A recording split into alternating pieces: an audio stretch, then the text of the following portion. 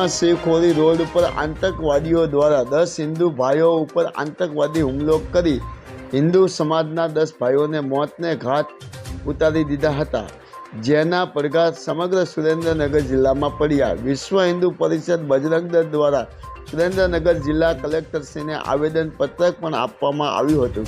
કાશ્મીરમાં 10 હિન્દુ ભાઈઓ ઉપર આતંકવાદી હુમલો થતાં સમગ્ર જિલ્લામાં અને સમગ્ર દેશભરમાં રોષ ભભૂકી ઉઠ્યો છે। આતંકવાદીઓ સામે હિન્દુ સમાજમાં રોષ ભભૂકી ઉઠ્યો છે। આ ઘટના કાશ્મીરમાં શિવખોડી કતરા રોડ ઉપર આતંકવાદીઓ 10 હિન્દુ ભાઈઓ ઉપર હુમલો કર્યો હતો, જેમાં હિન્દુ સમાજના 10 ભાઈઓના મોત નીપજ્યા હતા। ત્યાં સુરેન્દ્રનગર વિશ્વ હિન્દુ પરિષદ બજરંગ દળ દ્વારા આતંકવાદીઓના પૂતળા બાળીને વિરોધ પ્રગટ કર્યો હતો।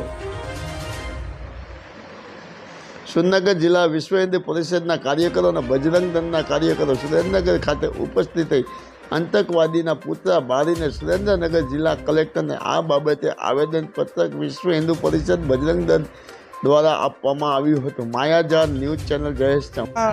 વિશ્વ હિન્દુ પરિષદ બજરંગ દળ ખાતે જે કાશ્મીરમાં બનેલ શિવખોડી કટરા રોડ પર જે આતંકવાદી હુમલો થયેલો અને ત્યાં આગળ જે 10 આપણા હિન્દુ ભાઈઓ જે વીરગતિ પામ્યા છે, એના અનુસંધાને વિશ્વ હિન્દુ પરિષદ બજરંગ દળે હાલમાં અહીંયા આગળ પુતળા દહન કરી અને એક પોતાનો રોષ વ્યક્ત કર્યો છે અને અમે લોકો હાલ અત્યારે કલેક્ટર સાહેબને આવેદનપત્ર આપવા માટે જઈ રહ્યા છીએ।